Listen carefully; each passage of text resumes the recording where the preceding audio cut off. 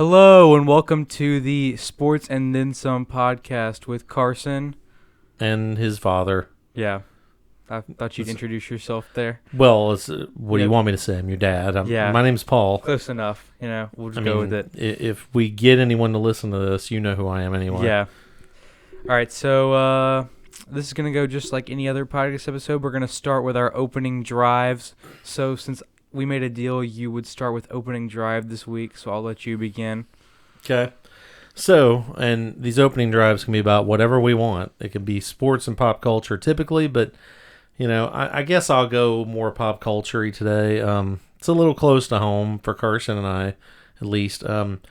Carson and I, one of the things that we've done in our spare time over, I'd say, at least the last 6-7 years, him 6-7, me a little bit less, but we both have seen and been in a decent number of theater productions in the local community theater arena.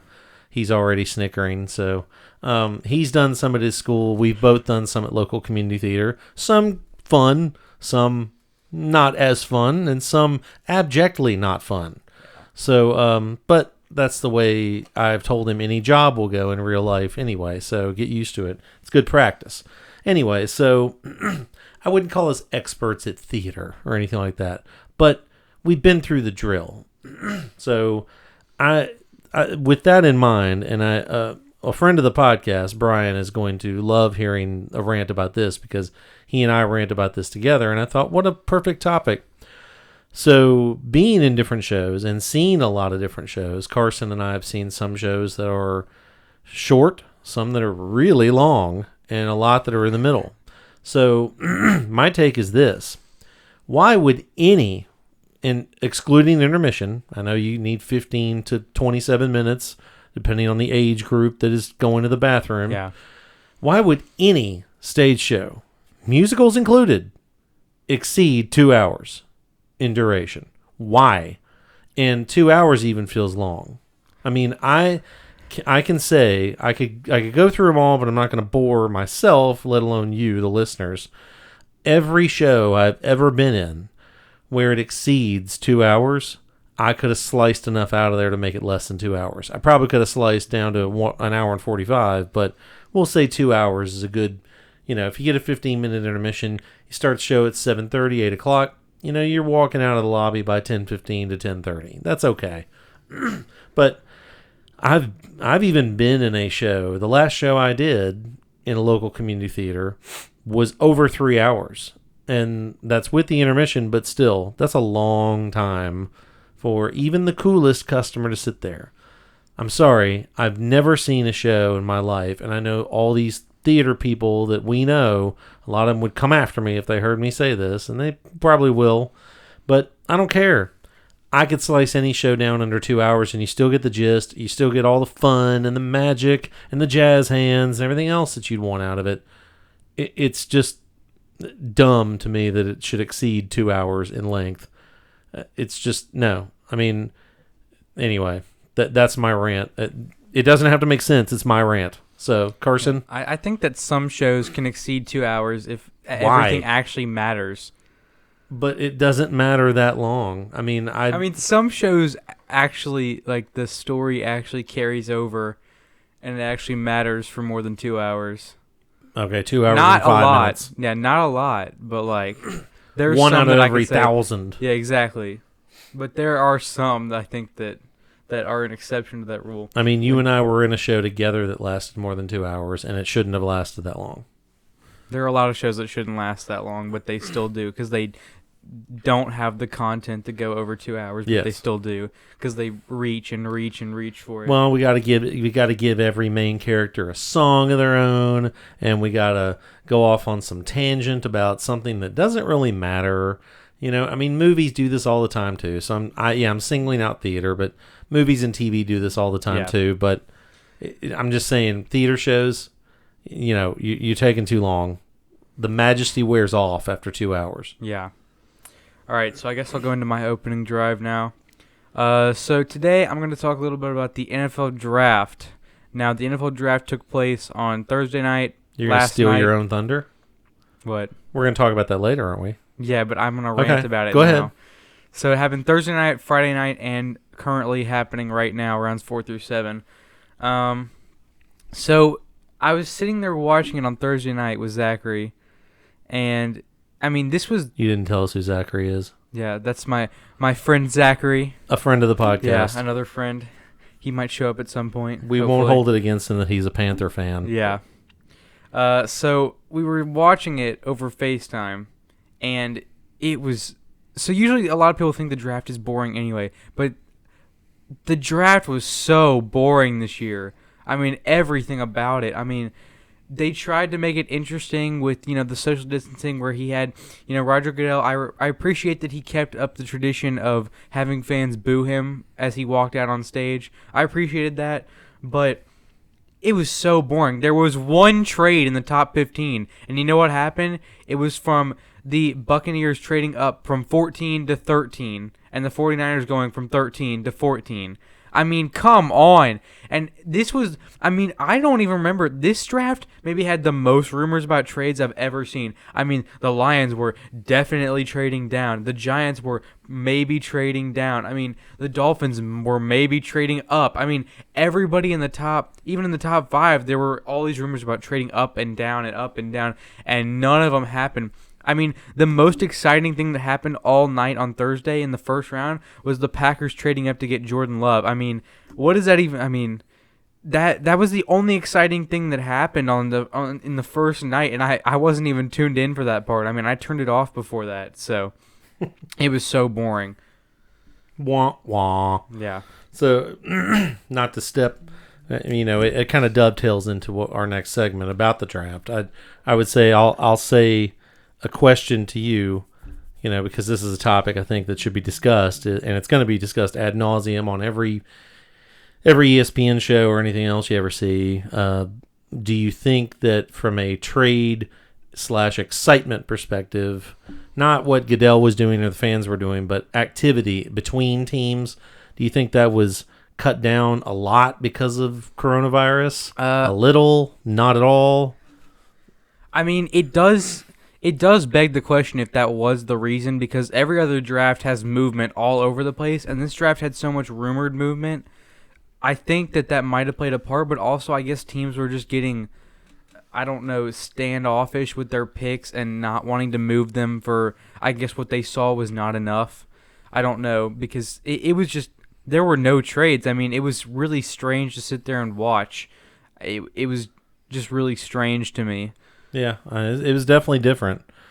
What main topics did you want to discuss regarding the draft, other than that? I mean, obviously, the Bengals have their quarterback now, Joe Burrow. I mean, do you think that he was worth the number 1 pick? I think in this draft he was. I mean, I would say that.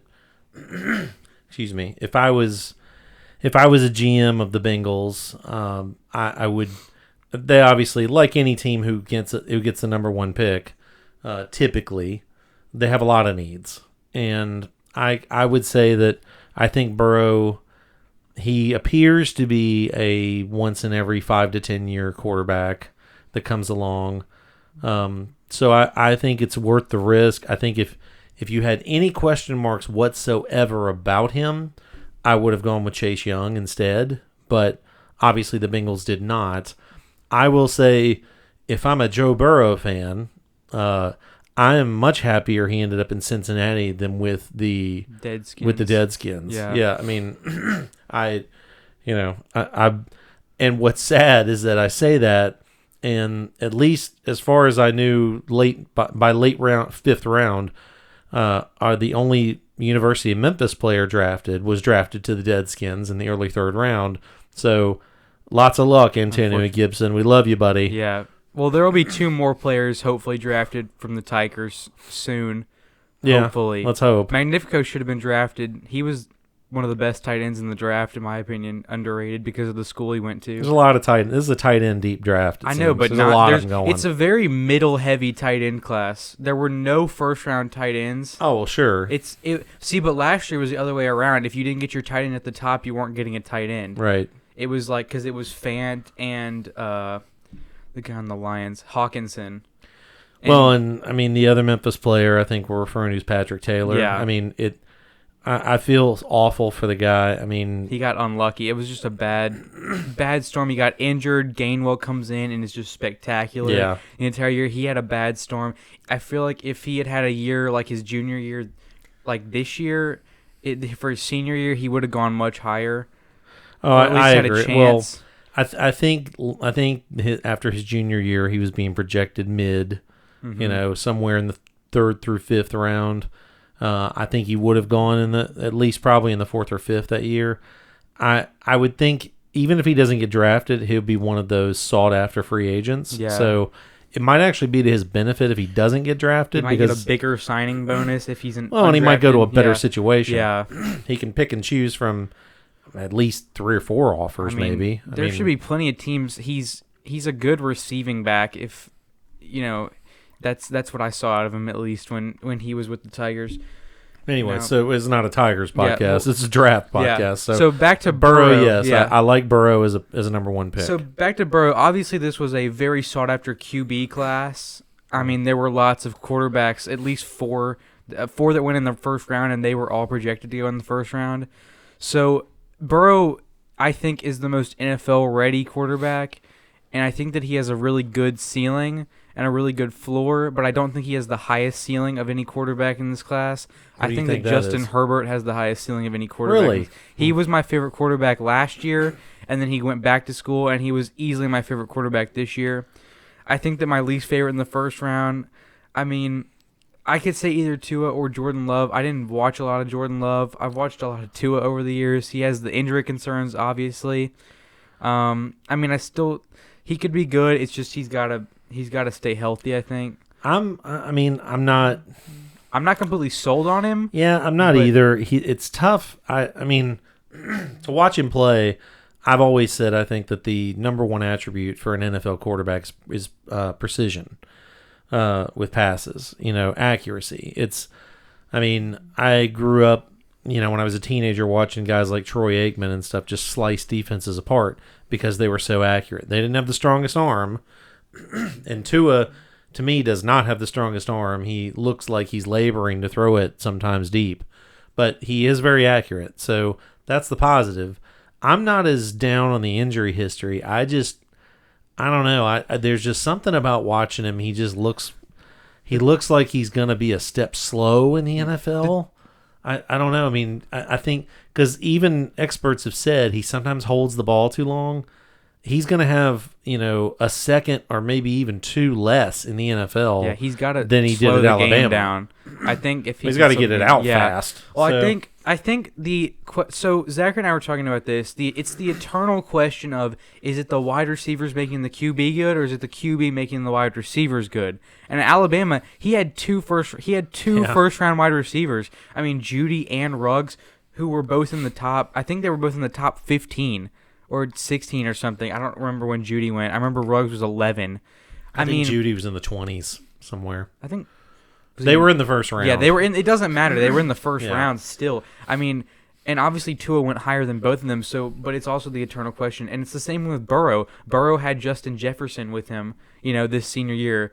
I mean, It's the eternal question of, is it the wide receiver making the QB good, or it's the same thing with running back and offensive line. Is it the offensive line making the running back look good, or the running back making the offensive line look good? Did I say the same thing twice? I don't know. I knew what you meant. So, I mean, I agree. I just feel like Burrow, for one thing, he's got more escapability than Tua. Yeah. And he's got a bigger arm. He's just, in my mind, at least almost as accurate. And he knows he's very definitive with where he wants to go with the ball. I would not rate his receiving class as high as I would have Alabama's Tua's class. I'm not saying that LSU's stunk. It's just more like comparing an A+ in Alabama's receivers to an A- or a B+ in LSU. I mean, I'm sorry, you can't throw 60 touchdown passes in a college season and not be at least pretty good. Yeah. I mean, Tua has a slew of future NFL receivers also.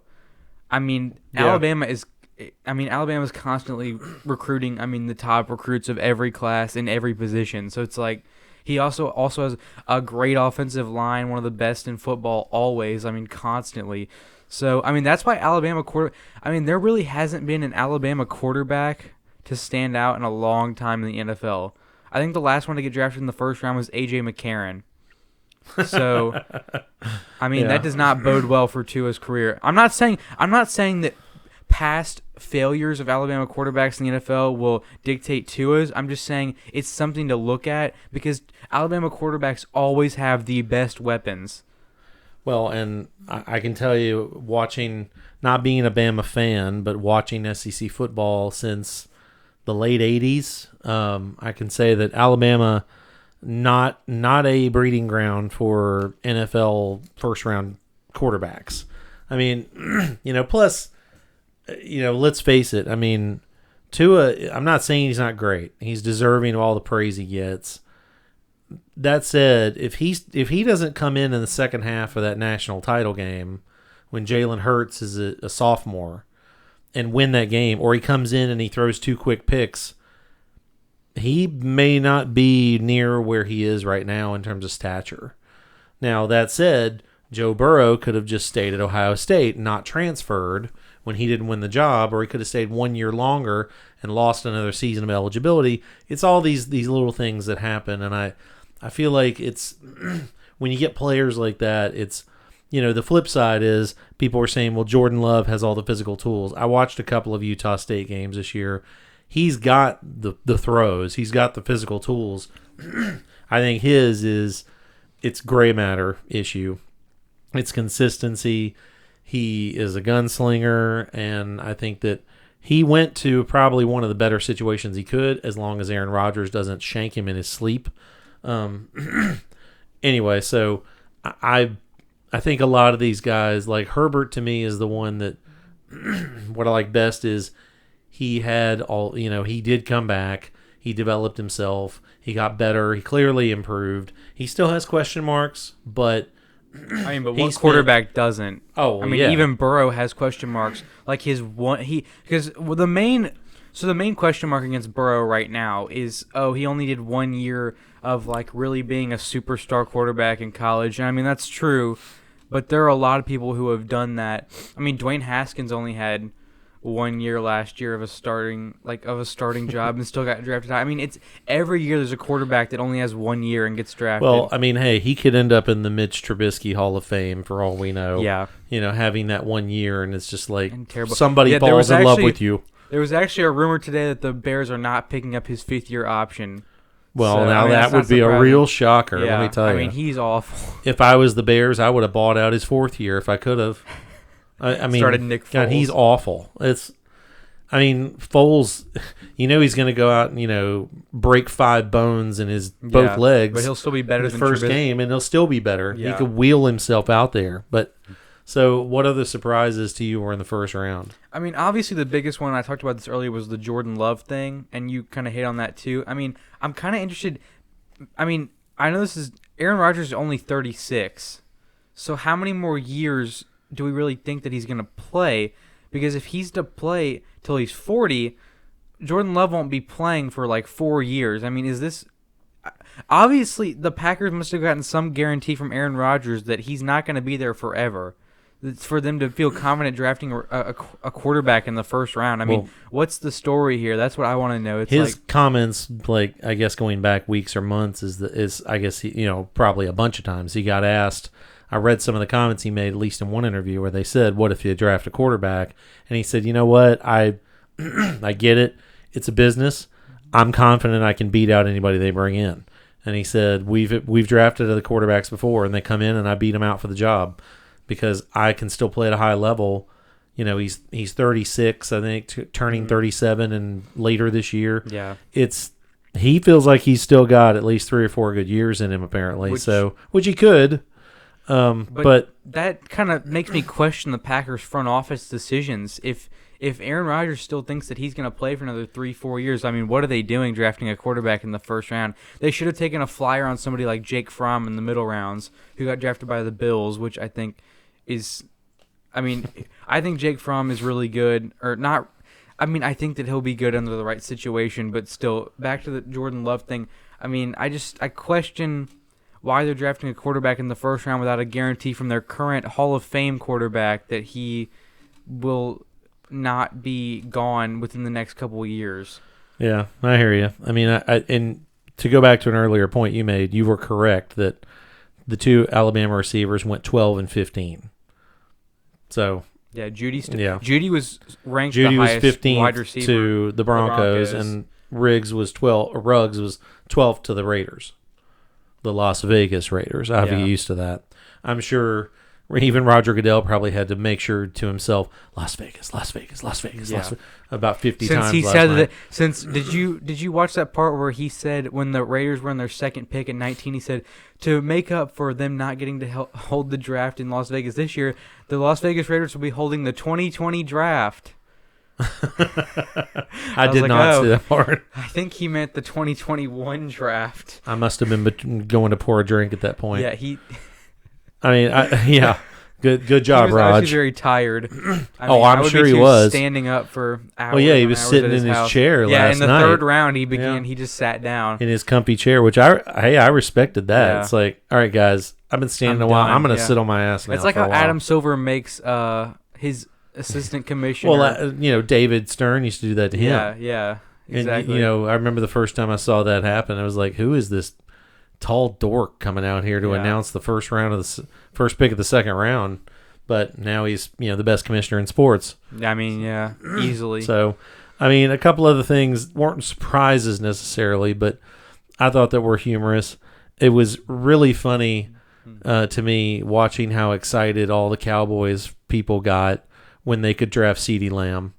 I think CeeDee Lamb's a great player. I loved watching him play at Oklahoma. I mean, fine, the Cowboys have Gallup, they have Amari Cooper.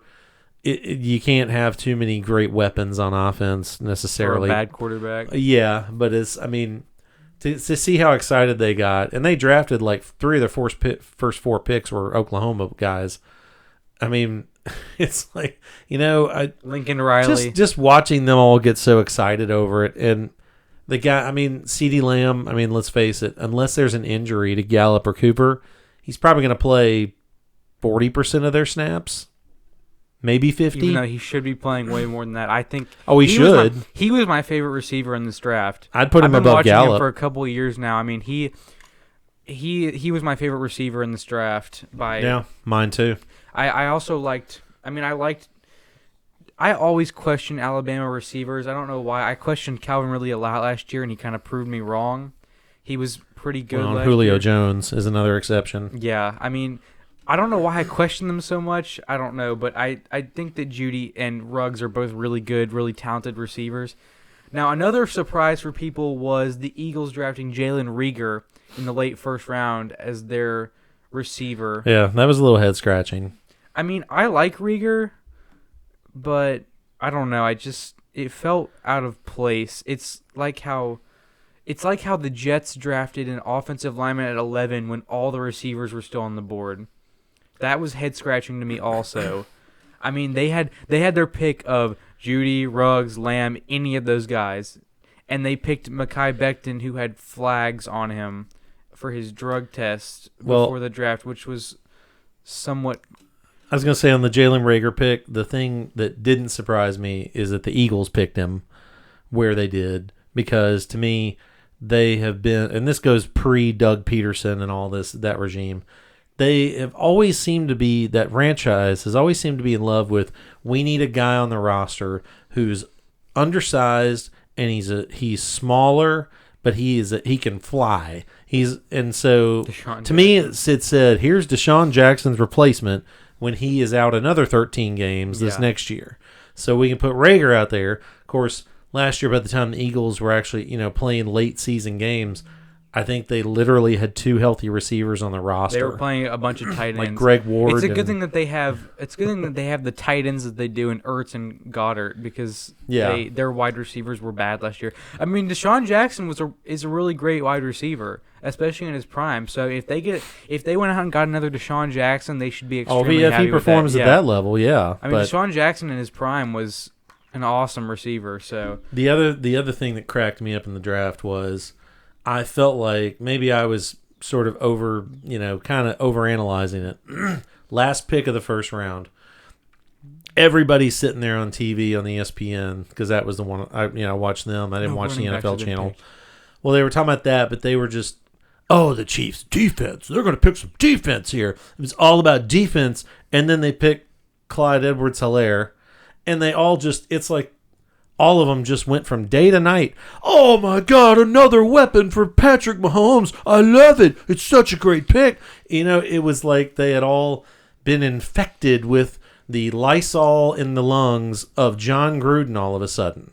And yeah, you don't know what reference I'm making to Lysol in the lungs, do you? No. Okay. I'll explain later off mic. So it's like John Gruden walked in there because that was the thing I couldn't stand about listening to John Gruden do Monday Night Football. Every player was just awesome. Nice. So every player just, he just rocks the shit. If he could have said that, he would have said it.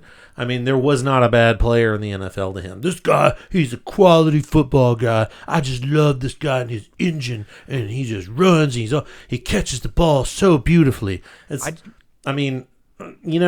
I was waiting for one of them to say, okay, I get it. He's a talented back. I'm not disputing his talent. They had 4 other backs on the roster. They really needed this guy? Well, unless also, they're going to move 2-3 of them off. What I questioned the most was that they drafted the 4th-ranked running back in this class. Now, maybe he was the guy they liked the most and all that. I understand that. But still, Jonathan Taylor was on the board, and they let him fall to the Colts. The Colts now have Jonathan Taylor, one of the best running backs we've seen in years. The Colts always have that. They actually have that horseshoe up their ass, and it's gold. And it's ridiculous. Jonathan Taylor, the Peyton Manning, Andrew was Luck, a Heisman candidate. Yes.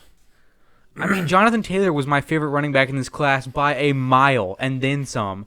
I mean, he was amazing in college. Like, how does he fall to the Colts at 44? They traded up to get him because I guess Chris Ballard actually understands, like, this guy is amazing. Yeah. So, okay. One more thing about the draft. A Memphis player just got taken, Chris Claybrooks. Really? Yeah. Wow. At 223 by the Jaguars. Of course. Well, that's okay. I was not expecting him to be the one that was picked. I don't think the other 2 have been picked. They haven't. It's not that I've seen. I mean, that surprises me. I mean, Chris Claybrooks. I mean, watching or listening to a lot of Tiger football. I mean, he's talented. But Magnifico and Taylor are better. Well, I'm saying on the defense, if I'm comparing him to the defensive players, I think there was at least one defensive back better than he was, who's not out yet, and it's T.J. Carter. I mean, so I'm like, okay, he's good. I guess if you're taking a 7th-round pick and you need cornerback help, I mean, he was he's number worth a flyer. 223, and then with the next pick, the Titans picked a quarterback. They picked. Hey, I got no Cole problem McDonald. with that guy. I like Cole McDonald out of Hawaii. So. Yeah.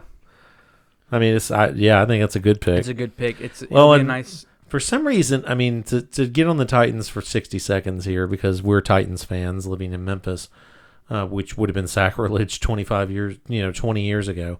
But, I mean, I was reading after Thursday night the Tennesseans column about, I think the writer's name is Bob Estes, wrote about the pick of, is it Isaiah Wilson? Yeah, I think so. Yeah, offensive tackle from Georgia. He's like 6'6", 350. I've seen a beast of a man. Yeah, I've seen some that say 6'7", 6'6", 6'5". I mean, he's huge no matter what. He was basically kind of shitting on the pick, saying that it was a swing for the fences, and I'm like, he's the Jack Conklin replacement. Exactly. So what is it? It's not like we picked him at 3. We picked him at 29. I don't have a problem with that. Then it was either we trade this pick or we take a Jack Conklin replacement. Those were the 2 options. I was not expecting a tackle there. I was expecting a cornerback or running back. But he said after Friday night's 2nd and 3rd round, he wrote, well, they waited and it paid off because in the 2nd round they got the defensive back that they wanted from LSU. Excited when we got Christian Fulton. Yeah. I mean, that was like Matt Miller gave both of our picks an A+. He gave He gave Isaiah Wilson an A+, and he gave Christian Fulton an A+. Yeah. And said the Titans were having one of the better drafts of any team. I mean, I would like to have a few more picks this year, but I'm happy with what they've drafted so far. I loved getting the running back out of Appalachian State, too. He's the Dion Lewis replacement, and he'll be better than Dion Lewis. I'm sorry. Was awful. Dion Lewis was not good for us. Bad. So I hated watching because they would run his first year with us. They would run him out there in front of Henry, and it was painful. They said Derrick Henry was going to be the workhorse back after they cut DeMarco Murray, and then they signed Dion Lewis to a huge contract and play him in front of Derrick Henry. So you want to move on and talk a little 5 minutes of wrestling? Yeah, sure. All right, so do we need to hit on AEW this week? Nah. It wasn't super. It was not good. Basically just the TNT title tournament, quarterfinals. Darby Allin advances over Sammy Guevara, not surprising, and Dustin Rhodes doesn't have to retire, beats out what a shock. Kip Sabian. Yeah, once he said that, I knew he was winning because, I mean, I think something very interesting for the tournament would be to have Dustin win. Honestly. But they won't. Yeah, but they won't. They'll have Cody beat Lance Archer so that Cody can finally hold something. Or they'll have... And that way he'll beat Lance Archer and end that storyline not effectively, but it'll probably keep continuing. All right, so... And then to SmackDown, the Tag Team Women's Championship got defended over Carmella and Dana Brooke. A random... That's just laughable. Yeah, it was such a... I mean, did we really think that they were going to win? Let's see. There was a match between The Miz and Lucha House Party. It was really good. Lucha House Party beat Miz and Morrison, which I thought was a really good choice because that can build another tag team. The Forgotten Sons beat up every tag team on the SmackDown roster by themselves. So that was except for the Usos. The Usos and Heavy Machinery were not out there because Heavy Machinery is kind of embroiled in their own storyline right now. Did you like King Corbin smacking Drew Gulak after he beat him with the scepter? That didn't make any... Why is King Corbin going back to Money in the Bank? It would have been so much more interesting to see Drew Gulak and Daniel Bryan at Money in the Bank. But they have King Corbin. King Corbin's won Money in the Bank before and lost his title shot. So how does that make any sense to put him back? I mean, I definitely think that Aleister Black is going to win Money in the Bank for the men. I hope he better because he deserves a title shot. I don't want him to challenge take Drew McIntyre. I want him to challenge either Andrade for the U.S. or somebody on SmackDown or like for the Universal or something. But I don't. Yeah, so we'll see how that plays out. I think it would be Andrade. Yeah, it would definitely because they've had feuds in NXT before, so it would definitely be fighting like Braun Strowman is just not. I don't see. It would be weird. Yeah, they have so uncomplimentary styles of wrestling. Right. So I think that but I definitely think that Aleister Black will win Money in the Bank. Well, I agree. He should. Or Otis. I mean, Otis would be an underdog pick once he definitely beats Dolph Ziggler. So what did? Let me ask you this: what did you think of Sheamus going postal on Michael Cole? Because he was talking about Jeff Hardy. I think this is definitely setting up a Sheamus Jeff Hardy storyline. Oh, yeah. It's definitely because Jeff Hardy's going to come out next week after the conclusion because Sheamus will be like, Jeff Hardy sucks. Hey, I hate this guy. You're talking about him when he's beating all the scrubs on the SmackDown roster for the past 5 weeks. And Jeff Hardy's going to come out and say, "Oh, you're talking trash about me now. Let's have this feud." It'll be a good feud. It's two talented wrestlers on the SmackDown roster who don't get a lot of good fights. Yeah. So it'll be good. I like this feud. And then Lacey beat Sasha to go to Money in the Bank. I also like this because it not only does it push Lacey Evans forward as another female on the SmackDown roster, but it also sets up the Sasha Bayley storyline even more. Yep. Because so apparently they're gonna save that for SummerSlam, which I don't. Okay. I mean, really, it's not that intriguing to me. But it needs to happen. They need to. It needs to happen. Just get it over with. Yeah, just get it over with because I don't know. They're gonna milk it for months and months. That's the problem with it. It would have been a good storyline if it had happened at WrestleMania. I mean, I will say with Lacey winning, and I always call her Miss Bliss because we have the device in the house that if you say the first name, it'll go off.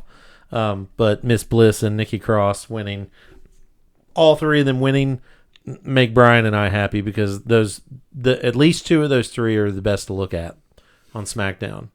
I find Nikki Cross attractive too, just because she's kind of wild. I don't think I'd want to hang out with her that much, but she's crazy. probably in real life you meet her and she's like, "Hi, I'm Nikki. It's good to talk to you." Yeah. But in her accent, so. So what else happened on SmackDown? Let's see. That's pretty much wasn't it? I mean, they announced the final 2 Money in the Bank qualifier How about the matches. Triple H tribute? Yes, that's a big part. So it was Triple H's 25-year anniversary at WWE. A big event, really big, lots of people there. But Shawn Michaels did show up, so that was exciting. Yeah. And Vince McMahon made an appearance. Yeah, because no one could boo him. Yeah, he was there because no one could boo him. You know what he made me think of is that I think that they should have some kind of event that requires them to, like, wrestling or something that requires a lot of talking and yelling from the two of them. Vince McMahon, in whatever sport, should face off against Ed Orgeron. And the two of them should have to talk and trash talk because you know they would. I mean, hell, make them play ping pong for an hour straight. You know, put them in a bowling tournament. I don't care. I want some trash talk, and I want those two there. I mean, and I want a 9-person audience so that there's less than 10 congregated behind them. I want the AEW good and bad people behind them betting and on Sean it. Spears betting on the sideline. Okay, but and Pineapple Pete. Vince McMahon made such a weird appearance. He was trash talking Triple H while also telling him that he loves him. Yeah, and he also told Shawn he Michaels is his father-in-law. So. Yeah. I mean, and also it was good to see appearances from Ric Flair. There was a Ric Flair FaceTime appearance. Yeah. While Triple H got an appearance from Ric Flair. That was nice to see. Ric Flair on there. I mean, it was the encounter between Shawn Michaels and Triple H was funny because Shawn Michaels was basically hating on Triple H because Shawn Michaels never got a 25-year anniversary party. Yeah. So he was making jokes about that, and then they were making jokes about how Triple H has 13 WrestleMania losses. 13. He's the Buffalo Bills of WrestleMania. I mean, it's ridiculous. He gets there every time and loses. Because he was the one that lost to Daniel Bryan to set up that awesome WrestleMania 30 moment. Yep. Agreed. So that's, I mean, that was SmackDown's week, basically. I mean, so let's move on to a little movie talk, huh? Yep. So, because, you know, we know that we listened to last week, but I don't think anybody else has. So I'll explain this every time. So, as Carson's dad, and I consider myself a child of the 80s and 90s, more the 80s. I'm 40 years old, and so a lot of movies and pop culture I grew up with is from the 80s. You know, 82, 83 is when it about started, and then all the way into at least the mid-90s. So one of the things that I used to love to do was watch movies. And one of the types of movies I used to love to watch were Schwarzenegger type action flicks. I mean, it included like some of the Stallone stuff and some of the other guys who tried the, you know, the imitators and the duplicators. Well, it couldn't be duplicated. It was just magic. Let's just say that. So what I try to do, what I've done with Carson is I've made him, I don't have to make him anymore, watch a bunch of 80s comedies, the John Hughes catalog, you know, things like that. But Schwarzenegger movies, I realized he's only seen a couple of those, but those are good. Like, this is kind of like who I was at that age. I had a lot of play guns and stuff because you could buy those at any store, and they looked real until they started getting rid of them all. So anyway, I make him suffer through those. Last time we reviewed the first in the hopper. There's 8 of them we're going to review. The first one we did was Commando. Classic. Love it. This week we moved on to another Immortal classic, and we're not going in chronological order, so don't hate on it. Yeah. We went to The Running Man. So this came out November of 87. It was based on a Stephen King story that he wrote under his pseudonym, Richard Bachman. So a quick summary. It's a dystopian future set between 2017 and 2019, which, you know, at this point, other than the secret police state, you know, we're kind of there in some regards, I feel like, anyway, but not all the way there, but it looked even a little bit more real. Oh, nice. Another Memphis Memphis player not taken. Patrick Taylor or Joey Magnifico. They took the center, Dustin Woodard, who I don't remember him even being on the team. Okay. Anyway, so it's dystopian future, 2017. Schwarzenegger's a army type pilot, and he refuses to mow down a crowd of food rioters who don't have any weapons. in Bakersfield, California, which I've been to Bakersfield. It does not look as built up as it is in that movie. And then he goes to prison for it as a political prisoner type thing because we're in a secret police state, and the truth can't get out because after they knock him out, they, of course, mow the crowd down. And then blame him for it. Yeah, so they edit the video to make it look like he did it. He's the butcher of Bakersfield, all that. He escapes prison 18 months later with a bunch of prisoners and a couple of guys who are his friends, and they get out. He goes to find his brother after they get his bomb around his neck off, and his brother has been taken away for re-education, is what the woman who lives in his apartment now, who is played by Maria Conchita Alonso, of such massively successful acting that I only remember her being in like 2 or 3 other movies. Colors, Predator 2, which, oh my God. There was a second Predator? Yeah, I'm never watching it with you. Can we watch that no, before we watch Predator? Maybe if we're going to do our own version of MST 3000. No. Schwarzenegger's not in that movie. Well, thank God for his reputation. Anyway, so basically they escape, and he gets this woman, and he tries to basically take her with him because he doesn't have money or a travel pass, and she stomps on his foot, hits him in the nuts, and yells at the airport, "He's trying to kidnap me." And then So they capture him, and through all this, played by the great game show host Dick Dawson of Family Feud for many years, was on the Match Game before that. So he plays Damon Killian, who has created and hosts this show. It's basically a gladiator show, but it's supposed to be high tech. Of course, it was high tech back then, but people would laugh at it today and say, wow, that was high tech. So, and it's basically where he puts criminals on the show. They have to make it through these 4 game quads, and stalkers are chasing after them. And if they can get away from the stalkers and get through all 4 quads, they get their freedom. And the stalkers are basically killer wrestlers. Yes, that's where it kind of it bleeds into wrestling, because people from the crowd, they essentially go to them and say, who do you want to chase them? And so they pick, a stalker to go after them. So through all this, the 3 guys end up in the game quad, and then she gets the girl who he sort of kind of kidnapped. She gets sent in there too because she finds that she's snooping around looking and finds the real video of Bakersfield. So they send her in too. So all 4 of these guys are now in there being chased. So his 2 friends, of course, kick the bucket by the second quad. Yeah, of course. Well, and they were only sent in there because the deal that he made to get in there was that if he goes in there, then they would go free. They get free. But of course, Damon Killian being the bad jerk guy off, that he is, he sends them in there anyway. Yeah, so he's basically a slime bucket, and he's out for ratings. So she and Schwarzenegger live. They make it through the other stuff, but of course Killian doesn't want anyone to know that he's actually been making it through all this, or that he's going to make it out, because people start betting on him in the poor sections of town. So it pisses him off. So he basically fakes that they died by Captain Freedom, who's played by Jesse the Body Ventura, an actual wrestler in real life at one time, and the governor of Minnesota, for anyone who didn't know that. There's 2 governors in this movie. Yes, that's true. Schwarzenegger's also yes, he was a governor as well, and there's also a Hall of Fame running back in this movie, Jim Brown. So they use a lot of athlete type things in this movie, which I thought was cool. It's a good.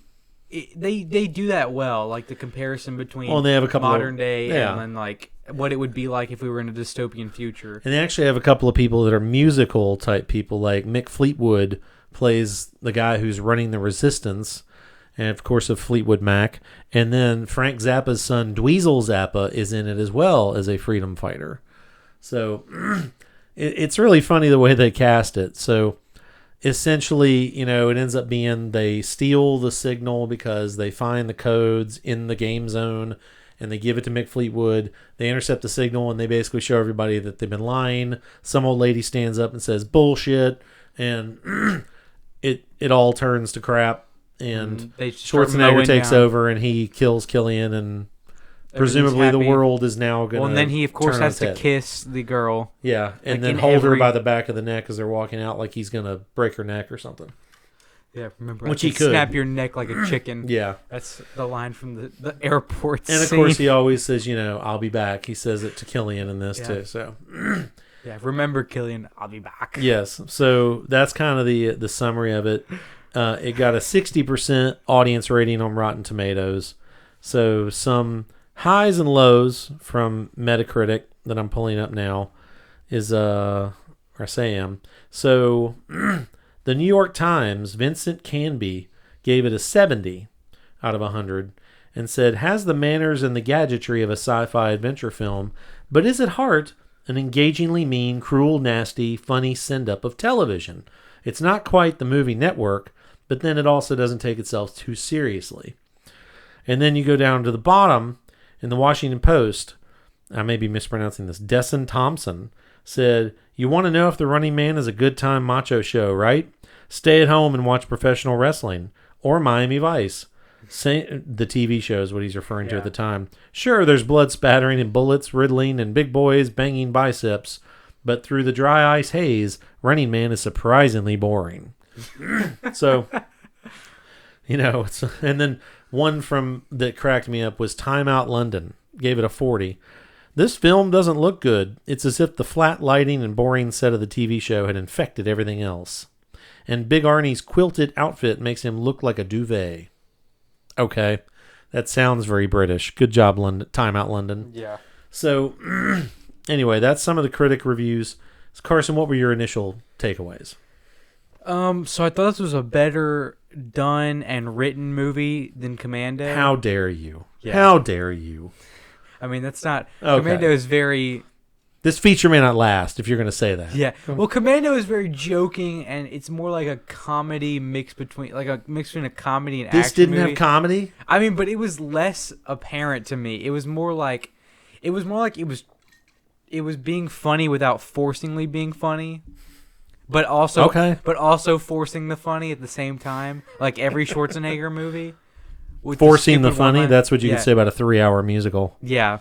So I thought that it was a pretty good movie. The storyline was, I mean, I like it to some degree. It's like, it makes sense to some degree, but I don't know. I really like the comparison between like what modern day entertainment is and what it would be if we were in a dystopian future, because people still want to be entertained by something. Right. So I think that having them basically like wrestlers, because I thought it was really interesting when Buzzsaw, one of the stalkers, came through the crowd. They were all like, Buzzsaw, we love you. Like if a wrestler came through the crowd, like when we went to see AEW and John Moxley was out in the crowd, like that's what it was like. Yeah. And I thought that was a really good comparison to like, because there would still be that entertainment sector. Sure. It would just be very different. So yeah, it's.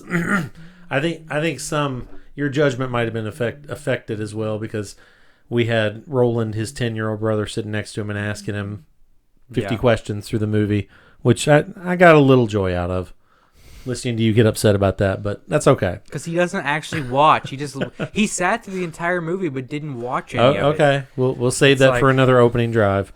So here's the categories that we always go through. Just a few. Best scene. What's your favorite scene in the movie? My favorite scene in the movie was when all the poor people start betting on Richards, and then Killian starts freaking out about everything. Yeah. And that's kind of when everything goes to crap. I thought that was pretty well done. How the people started to slowly like realize that this guy's different. Like he's not like the other people who have been in here. Like they started to see him kind of as a hero. I thought that was really interesting. Right. I mean, my favorite scene, it goes back to early in the movie. It's right after he's been captured and he's thrown in a room, and the metal shield comes up, and Dick Dawson's in the other room and says, "Hi, cutie pie. Yeah. You know, one of us is in deep trouble." I love that whole exchange between the two of them, because he's like, "I've seen you before. You're the asshole on TV." He's like, "That's funny. I was going to say the same thing about you." Yeah, and then they do the same encounter but swap sides at the end of the movie when he says, "Hey, cutie pie, one of us is in deep trouble." I mean, at the end. Right. I thought the scene, those two moments between the two of them were actually Really well done. They were the most engaging of what is otherwise to me not an engaging movie. I mean, again, part of this exercise is me going back and watching some of these that I haven't watched in years. I can still quote most of the dialogue, which I wish I could plug my brain into a USB drive and like delete stuff like that, so I had space for other things. But of course I can't.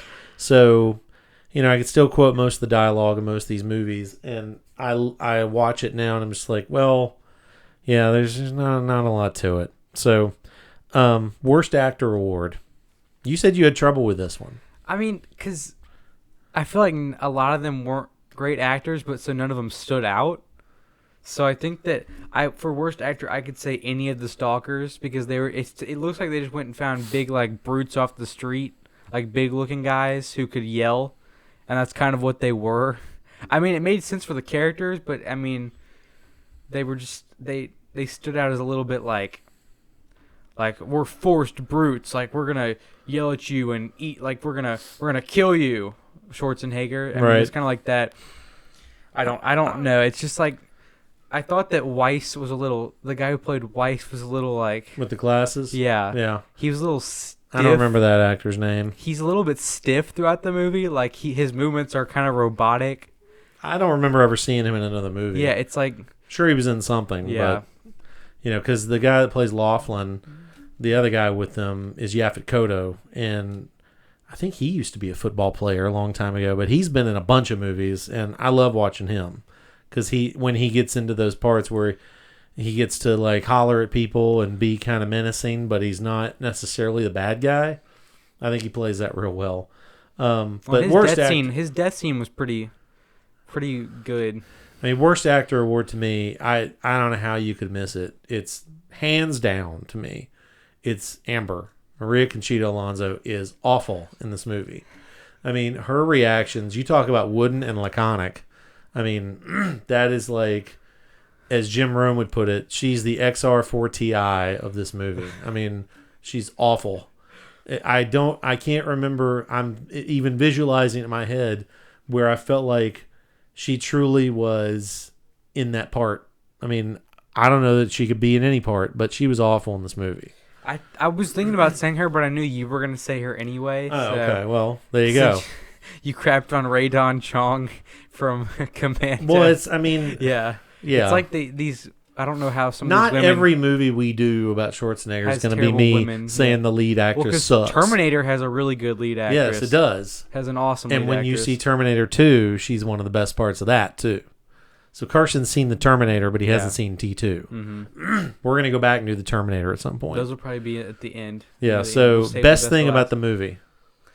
The best thing about the movie, I really liked Dick Dawson's character. Oh, yeah. Like the egomaniacal character. I completely agree. He was definitely... I mean, he played it so well because obviously he was a game show host, so he knew that part, but he also played... I mean, I mentioned it during the movie. He's very egomaniacal and, like, just cruel, but, like, it's an undertone of cruelness. But then it starts to, like, you can see it more and more throughout the movie. I thought that he was easily the best character in the movie. Well, and the thing, too, is... You wouldn't have seen this back then because, I mean, when I was a kid, he was still hosting Family Feud. And one of the big jokes was always, even then, but especially now, which it has not aged well, obviously, is that, I mean, there were times that you would have thought he was going to grab whatever female contestant on Family Feud and just start making out with them right there on stage. He would get kisses from all of them. I remember seeing him grab a couple of butts. I certainly remember seeing him like maneuver women around and like have his hand around their waist. Like, oh yeah, that doesn't age well even in 1998, let alone 2020. So there was an homage to that a little bit, and that was in 1987 when he walks up to the old lady in the crowd and says, "I want to kiss, but remember, no tongues." So, and it's I thought it was a playful, tongue-in-cheek moment. Pardon the pun.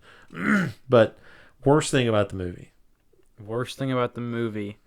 Let's see, there were, of course, like every Schwarzenegger action movie, awkwardly placed one-liners. Just out of place. Oh, he had the to comedy. split. Yeah, the comedy is just kind of out of place in this movie, like every Schwarzenegger movie. I mean, it's still funny on like your surprise reaction, like, oh, did he really just say that, like in the middle of an action scene? Like, but I felt like they're just awkwardly placed. Like that's the only way to put it. Like it's not that they're bad jokes. It's just that I think they're in the wrong place. Right. Yeah. It's, the worst thing about the movie to me is that if you want to say there's a plot, which there's a plot, it's not a great plot. I mean, I have not read the original Stephen King story. I'm sure it fleshes things out a lot better. I feel like it's probably a lot better written. Oh, I'm sure. But to me, it's like, I almost watched, because from the point where he gets on the game show to the point where he, the end, I just felt like it kind of got lazy after the first couple of guys he kills. Because he kills a couple of the first guys. Another one's kind of like out. You don't know if he's dead or not. And Dawson says, oh, well, Buzzsaw, out, Dynamo down, we'll be back. And then he secretly calls him in the middle of the game and says, I want to offer you a stalker contract because people love you. From that point, I just thought it got kind of lazy with the writing. It was like, well, now we're just going to put out the Hall of Famers. We're going to bring Triple H out, and we're going to bring Shawn Michaels out, and we're going to, stick Hulk Hogan out there. Yeah. And it's like, because I liked that it went from one stalker in the first quad to two in the second quad. Yeah. Step your game up, Don't just say, okay, now we're going to send Jim Brown in with a fire, flamethrower on his back. I think that it was supposed to be a step up because I think like Fireball was supposed to be like the ultra stalker, well, right. But it didn't seem like that. He got killed so quickly by a Schwarzenegger, just I don't know. Basically after he fights Buzzsaw and Dynamo, there are no fights left in the movie. I mean, there's the fake fight between him and Captain Freedom where he supposedly dies. And he sort of fights Fireball, but all he does is rip his line out. So the action kind of dies down other than it moves into some gunplay later in the movie. Well, anyway, he throws some barrels at him. That's about it. Yeah. And it doesn't do anything. Most memorable thing. So I had two things that were memorable. The first one was, I talked about this earlier, was the comparison between the wrestlers and the stalkers. And I thought that it was really well done. And the second thing, most memorable thing, was how quickly the stalkers were defeated by Schwarzenegger. It's like, if Schwarzenegger can kill them all this quickly, how has no one killed any of them before? Yeah. How are none of them dead already? I mean, Schwarzenegger is like a superhuman in all these movies. And of course, we forgot to mention his lifting the metal. I knew you were going to bring that up. That's what I thought you'd go with at the start. About how he's just like how he lifts an entire tree at the beginning of Commando. And this time he has a full metal beam. Yeah. Full steel metal beam. Not only has it on his shoulder, but then just tosses it aside a doll. He just kind of takes it and throws it. Yeah. So to me, the most memorable thing, and this is going back to when I was a kid, is that even then when it came out, it was meant to be dystopian type thing, but it was the theme of, to me, television and game shows and all that stuff is ruining America. Is what kind of came through to me at that time, and I think that's one of the themes that comes through. They're actually one of the stories that is, I found it on Wikipedia, so I wouldn't say it's 100% confirmed, but it's basically that the director Paul Michael Glazer came out in 2015 or something and said that there was some kind of dispute and he was going to direct it, but then he wasn't. And they've hired another director. And they only got a couple weeks into filming, and we're already a week behind with the new director who had a script and all that. And so they brought Glazer in to direct it when they fired the first real director. And Arnold Schwarzenegger has said since then that was a mistake because he turned it into this game showy, glitchy type thing. And it took away a lot of the, I don't know, you could say ethos of what it was really going to go for before that. I mean, do we know what that looked like? Hell no. But, so I like that it was kind of, shticky like that, but I could see a better version of that movie. And I think if that movie were made now, it would not be made as because we've gotten through all these other dystopian series of things, whether they were teen novels or something else. I mean, The Hunger Games, all of the Divergent type series and the Maze Runner movies. I and really do not like Hunger Games. all these kind of movies that have gone out there. I think today it could be made much more interesting. But I think it would end up being made a lot like a Saw movie or something like that, because we've got movies that, like Cube and things like that, where people get locked in these situations and they have to work their way out. I think it would have too much of that in it. Yeah, I think that they should take a mix between the original movie and what, like, a movie like you said, like Saw, and kind of mix them together to make it less comedic and a little bit more serious, but also keep some of the qualities from the first movie. Yeah, and I think they would make it too serious nowadays. Yeah, I think that we should go back and read the book, and I think that we would get better context for this movie. So, what's your rating on a 4-star scale? I gave it a 2.5 out of 4. Okay. You can say 2.5. It's okay. Yeah. We 2.5 agreed. out of 4. I say 2.5 also. That's actually what Roger Ebert graded it back then, because he loved Dick Dawson as Killian. He did not like the way the movie went, but, I feel like there should have been more consequences for, like, the stuff that Schwarzenegger was doing. I mean, again, like in Commando, he does not get injured, like, a single time. He gets a grenade fragment. Yeah, and he gets shot in the shoulder. Shot in the shoulder, I mean, does he recover automatically? Yeah. But there's no consequences. I think that's where the serious aspect needs to come in more. I feel like 2.5. I think that if Dick Dawson wasn't as good as he was in this movie would have been so much worse. Oh, I agree. If you didn't have that character as good as he was. Yeah, I mean, if you have Bob Barker in that role, it's not. He can't pull that off. Yeah, he can pull off Monday Night. The Price is Raw, but not. Well, this. Dick Dawson was always such a smart ass as the Family Feud host, anyway. So, it was perfect to cast him in that role. But yeah, I think to me he kind of carries the movie. Yeah. In that regard, I mean, Schwarzenegger was a big star, and he isn't bad in this. He's movie. good. Yeah. But without Dick Dawson, that movie doesn't go. And like you said earlier, their encounters between those two are some of the best parts of the movie. Like between Schwarzenegger and Dawson. Yeah. So that's the section of Dad and Carson for today. What you'll hear next is a segment with a couple of friends of the podcast that I recorded with them back in January. So it's a bit dated. Obviously, it's pre-COVID-19. It does have some thicker language in it, shall we say, and some themes in it that might not be appropriate if you're a good parent, unlike me, to let their children listen to.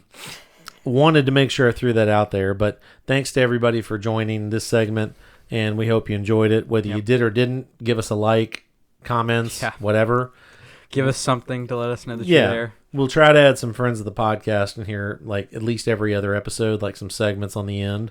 So everybody, like I said, next up you'll hear myself and a couple of those guys, but stay well, socially distance. Yeah. Even if your governor or mayor opens things up, that doesn't mean you have to go do it. Yeah. So I did get a text from one of these friends of the podcast yesterday saying I should drive to Georgia and get a tattoo while my hair gets cut at a movie theater. I said, yeah, I'm not going to do any of those things. Yeah. So, but socially distance, and we'll see you when we see you. All right. Bye. Okay, and we're here for our first Auntie Kever and Uncle Charlie segment. So we don't have Left Nut Tyler here with us. We tried to record one a few days ago. There was alcohol involved. It didn't work great. We're going to leave it at that. Copious alcohols. Yes, copious alcohols. Many. So what this is this is a chance for Auntie Kever to rant about whatever she or he wants to, whatever he's going to pick that day. Mm-hmm. It can be pop culture, sports. Do you have a rant today, Auntie Kever? Yeah. So we're back in the swing of things with the new year. And if you're like me, that means you're going to be dealing with all of the obnoxious shitheads at the gym. Here's the thing. I'm happy for anybody who is trying to get their life back on track, lose some weight. That's exciting.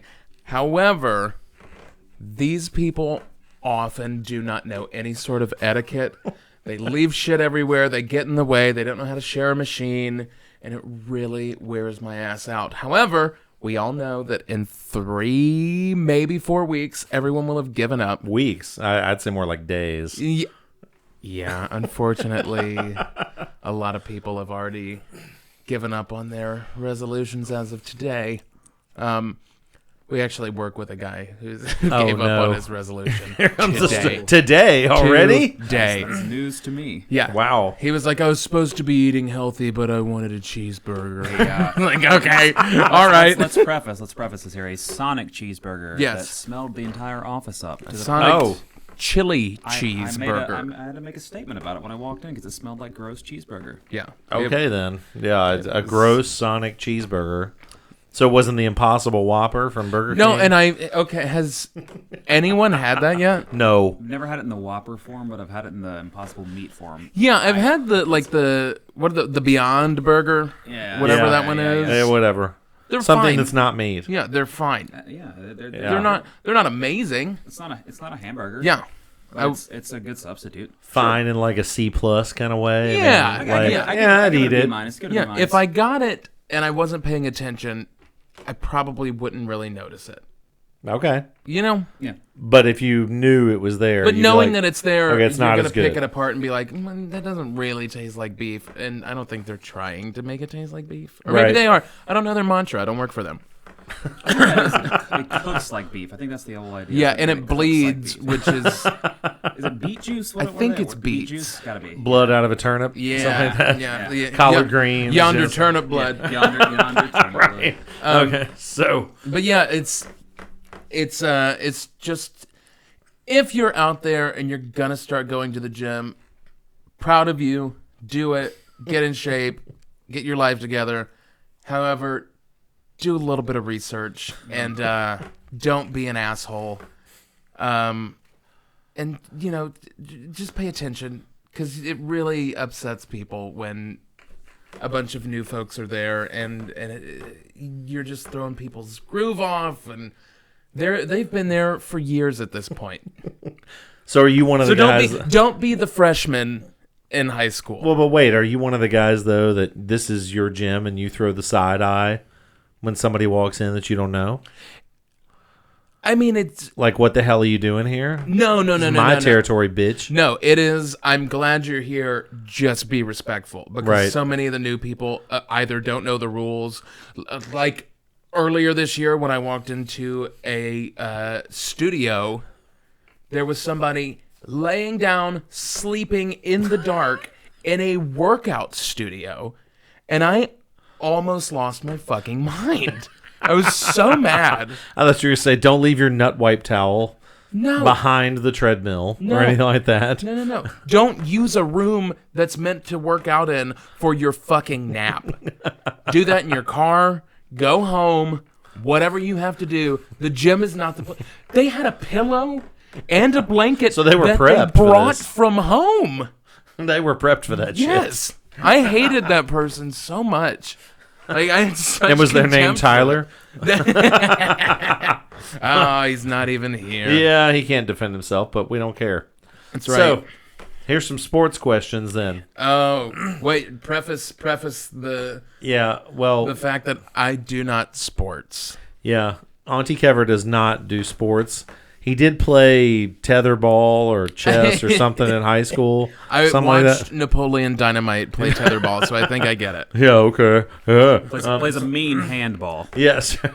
So I'm pretty good at wall ball and foursquare. I know how to fuck you over in foursquare. There you go. And hopscotch. Right. Something like that. I was never good at the hopscotch. Okay, so what we have is our Auntie Kever Ask Auntie Kever feature, and see if he knows what we're talking about.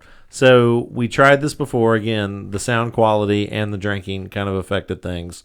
So what we're going to do is, we start with a couple of easy ones, warm him up.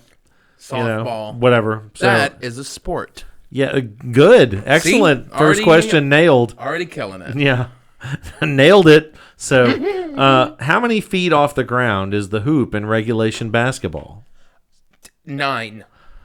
That is incorrect. No, it's 9. The number is 10. It's It's 9 if you're playing in a kids league or something like that, or if you're playing your own version of NBA Jams in your driveway. So it's 10 feet. It's 10. It was close. Okay. How many quarters are there in college basketball?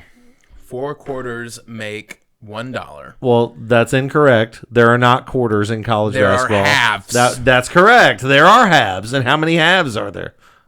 I want to say 3. 2, of course. Right. So we've gotten a question from the gallery, and we're going to throw it at you. What is the core of a softball made of? You know this substance well. Rubber. Uncle Charlie, is that correct? It's made of wood. It's made of hot wood. Not in my house. When he plays soft with the ball, it's not made of wood. Right. So, They're also wrapped in string. Have you ever Baseballs. yeah, yeah, unspooled and one? golf balls are too. That's crazy. Some golf. The older ones had like rubber bands. Yeah, there's Yeah. it depends on the type. So Shit's balls pretty are crazy. made of different things. Imagine that, Takes a long time to wrap that shit. or to play with it, right? Not if you're good at it. Well, So explain true. a foot fault in tennis. so a foot fault is when you This is already, yeah, I can already feel it. no. I remember. So that's when you serve and you go over the line on your serve, Yes, and then that's you're that not is allo- a foot you're not fault. allowed to do that. Okay, the judges say that's correct. That's See, a foot fault. So what happens on a foot fault? What do you get next? You get to serve one more time, and if you break the rules again, straight to hell. It's a. I was gonna say a point to the other player. Yeah. but yeah, straight to hell. Straight to hell. So just like the movie, go to hell. Okay, so if we're playing golf, what does it mean when I say albatross? And we've already stumped him. Yeah, I'm gonna go ahead and That's a bird. I'm gonna That's take a bird. I'm gonna take a it's- mulligan on this That's one. more than a bird. Right? That's more than a birdie. The albatross itself. A mulligan? Is a The bird. albatross is a double eagle. How, so if I'm what's playing- the par on a hole like that? If I play a 27? par 5, it's a rarefied thing to get. If I play a par 5 and I make it in 2 shots, I hope it's a you double break eagle every- or an albatross. No, I hope you break every club in your bag. I've seen one on TV. I've never seen one in person. I've seen a hole in one in person, but not an albatross. I've seen a hole in one on television. You can, Okay, there's a lovely I- website for That's it. the worst lovely way website. to I spend wasn't an gonna say afternoon is hole-in-ones. watching golf. Yeah. How As Archer goddamn says, the only thing boring. worse than playing golf is watching golf. Yes, it is the most boring shit. I love playing golf. I worked at a golf course, and there are folks who just get a nut over it. However, I know that I would enjoy it, but it's so much time. Oh, it's just It is a lot of it's time. like at least 4 hours. Yeah. At least These days, yeah. If you can finish 18 in 3.5, you're doing really you're good. a champion. Can you still drink on a golf course? Is that Yeah, a they thing? still Hell come yeah. around with a golf cart full of I booze. do it every time. So, Nice. so if we're bowling, how many strikes would I have to throw to get a 300? Which is a perfect game. That'll be 21. All of them. Nice. Okay, qualified answer. If you reverse the digits you just threw out, you'd have a perfect 300. 12 strikes in a row equals 300. No. No, that's correct. I don't- remember you had a pal, Scrappy Doo. No, I thought if you get a strike, you get to roll again. Not necessarily. Where? In which? If you get, it depends on how you're playing. If you're playing by yourself, just keep on bowling. No, I'm saying when you get a strike, you get the ball back. And Well, get to roll- you just get to finished the roll frame again. in one shot, not two. No, you get the ball back. This is. No, I am willing to go to court. Okay, over we're this gonna one. go bowling now. I agree. There is something that allows you Yeah. to roll twice. That's That's why in I the s- 10th frame. No. 10th In frame. the 10th frame, if you throw a strike, it's 3 shots you No. get. If you roll a strike, Okay. we're gonna Google this. If you roll a strike, you get the ball back, and you get to. Are you talking roll about it in again? competitive And- PBA type bowling? And then in the 10th frame, if you strike, you get it back again, and you get it back one more time. That's in the 10th frame. Yes, but If you're bowling in league competitive bowling, let's say you throw first and you throw a strike. have bowled at least 10 Okay, hang on. times. So you 10 whole times, 10 whole times. So if you and I are against each other in competitive league one-on-one bowling, you throw a strike in frame 1. Now I go, Yeah. and if I hit a strike or whatever I do, I go again. Now I've done frames 1 and 2. Now you do 2 and 3. I do 3 and 4. Back and forth. That's the way the Professional Bowlers Association does it. I gotta say, I am willing to accept the fact that I might be wrong on this. However, I feel really strongly about it. I feel equally as strong, given that I will openly admit I took not 1, but 2 courses in bowling in college. What a fucking nerd. Yes, I am a nerd. It Wow. was that or Game Boy. And I Jesus. passed on Game Boy. So, You took a course on bowling. yes. Yeah. Did you Go also ahead. did you also take a course on being a virgin? What was that about? No, it was close. Oh, Jesus. That course was at night. I didn't want to take a night course. I took a course on 16th and 17th century music, and I got to tell you, that sounds more boring. Yeah. I did take Arthurian literature. That was more exciting than bowling. That sounds more exciting than bowling. So yes, we're gonna go bowling soon. Great. and we'll report on it after on a podcast. I would like everybody to know that I doubt I'm right. I don't even believe what I I just doubt said, he's right. but too. I hope that I am. Okay. You're not. Thank So, name 3 Heisman Trophy winners. you. Don't have to name the school, just the names. Great. Brett Favre, Negative. Jim Belushi. Not the right sport. Okay. What about Tim Tebow's? I don't remember. No. See, and then how is this a fair question? Jernan Duranning is what I was Wanda just Baba? told in my ear hole. Can you name one Heisman What Trophy about winner? Dax Dak Shepard? Dak Shepard. What about her? No, I thought you were going to say Dak Prescott. That's At who I least was that's the thinking right of. sport. Yeah. But no, he was not He a went to Heisman. Ole Miss. He was. No, he didn't. He went to Mississippi State. That's what I said. And who does he play for now? He plays for the football. For the football. Mm-hmm. For the Dallas Cowgirls, who are home who's golfing right now. Owned by And bowling. Shark Tank's Mark Cuban. No, that's the Mavericks in Dallas. No, So Jerry it's Jones. the Mavericks in Jerry Dallas. Jones owns Jason Garrett and the Cowboys. Who is Jason Jones? Jason Garrett is the coach. Jerry Jones is the owner. And has every member of his family working for him. So if you can prove your last name is Jones, you might get a job. Yeah, it sounds like that's a lucrative family to be a part of. Yeah. Okay. Yeah. So name Probably painful. 3 Hyman Trophy winners. Andre Ware was one of them. 1989. He won the Hyman. Reggie Bush He's won so the Heisman Hyman. Trophy. I don't remember if Tebow won it. So you may be right on that one. Tom Tebow. God, who else won? Oh, Joe Burrow won it this year from LSU. That's 3. See, there you go. Bang. Do you remember Tybo? Tybo or Tebow? No, I remember Tybo. Tybo. Billy, The what's his workout, nuts? yeah, the workout program. Yeah.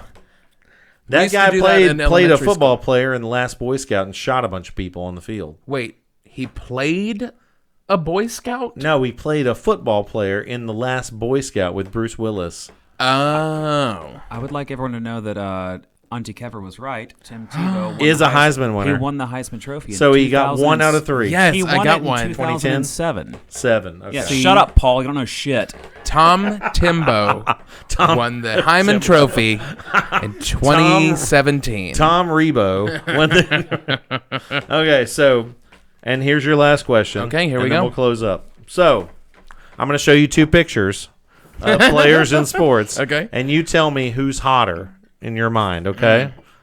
Is it Gus Kenworthy? It's not Gus Kenworthy. We know how you feel about Gus. I love him. So remember, you're talking about not just their looks, they've got money. So who has more? probably the second one. That would be Elon Musk. You wouldn't believe it, but the second one has more money. So Tom Brady, who you probably have seen before. Yeah, who's only eaten 1 strawberry in his life, apparently. Yeah, he's got a vitamin E deficiency fucking somewhere. weird. So, but he's got a lot of money. Or Cristiano Ronaldo, the soccer player. Yeah, he can. That's the winner. You taking him? Oh, I would only take him every single time. Yes. Yep. But he definitely wins. okay, so if both of those guys show up in a bar, though, Right. and Ronaldo leaves with Uncle Charlie, Sure.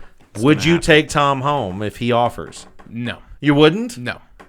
Okay. Not interested. Fair enough. Not interested. He's got a lot of money. I would take some money. He is from older him. than you. He's Yeah. like almost my age. So when he dies, I get his money. It's debatable.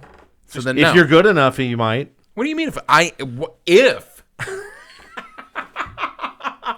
Bullshit. When you're good enough, you get it. As it stands, I am good enough, and I will have his money. So, what a great note to end on right there. Kevin will have the money. Ronaldo wins. And there's 21 strikes in a perfect game of bowling. So, See? as he thinks. Wait. Hold on. Ron Renbo run the Heisman. When you make a strike, it's 10 points. Then your next strike doubles points. It doesn't necessarily double. That's not the correct way of saying it. Okay, so it You make a strike in frame 1. It duplicates. It adds 10 plus whatever your next 2 throws are. So if your next 2 throws are strikes, that's 10 plus 10 plus 10. so that's Now your 30. first frame score is 30. That's why I was confused. I thought you got to roll again, and that's how you Well, got those if you extra points. Taking fucking bowling in college, you'd know this shit. Well, some of us Dumbass. were too busy Getting some? painting. No, being an RA and sitting in a lobby doing all of your homework, and and then having a room all to yourself. It was worth it. Yeah, I'm sure. Okay, so we hope you've enjoyed it. We certainly did, and We the other sure 2 people. Left Nut, we're looking at you, buddy. Yeah. Yeah. Thanks, everybody. Bye.